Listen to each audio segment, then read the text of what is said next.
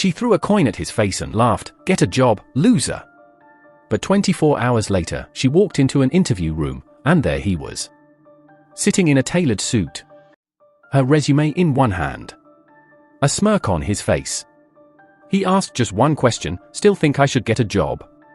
Myra was the kind of woman who believed life only smiled on the ruthless. She was beautiful, ambitious, and armed with a degree in business administration.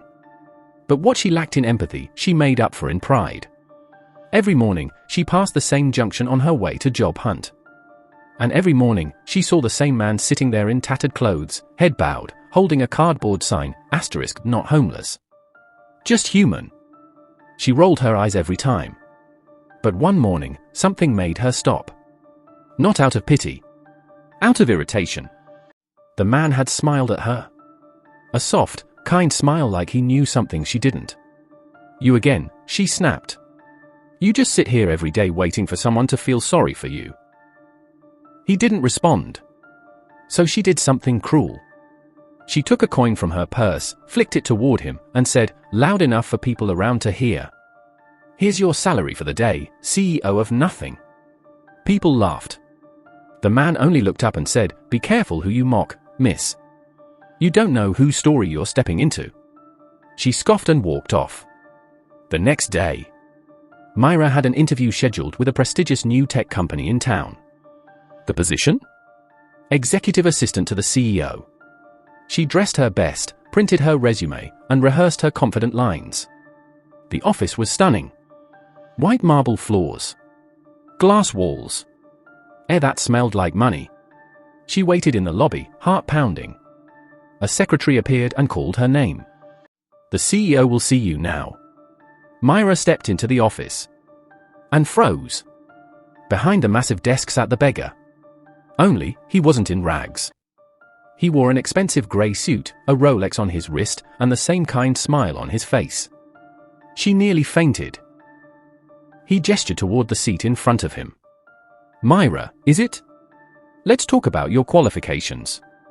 She opened her mouth. Nothing came out. "I don't need your apologies," he said. "But I do need to know one thing. Do you still think I should get a job?" Flashback. Who was he? His name was Idris Okon. Tech genius. Founder of a billion-dollar fintech company. He had gone undercover for 1 week as a social experiment to see how society treats those with nothing. The sign wasn't a lie. He wasn't homeless. He was human. Testing humanity. Only a few people had been kind to him. Most mocked him. Myra had been the cruelest.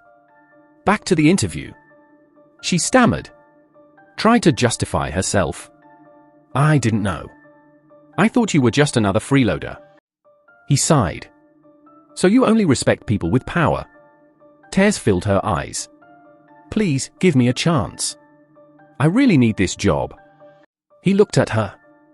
Long and hard. Then handed her a document. "Here's a test. You have 1 week. Prove to me that you're not just a pretty face with a sharp tongue. Prove you're someone who can change." Myra poured her soul into the test. Worked late nights. Cried. Bled. On the last day, she submitted it. He called her in again. "I've never seen someone so determined to rewrite their story," Idris said. "You're hired.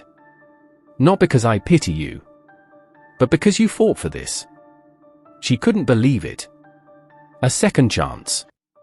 And that was just the beginning. Months later, Myra became his most trusted employee. She led charity programs. Helped build shelters. Every morning, she passed that same junction. Not with judgment, but with sandwiches and warm tea. Because now she understood. The people we step on today might be the ones we kneel before tomorrow. If this story moved you, don't forget to follow, like and subscribe, share and comment interesting story in the comments.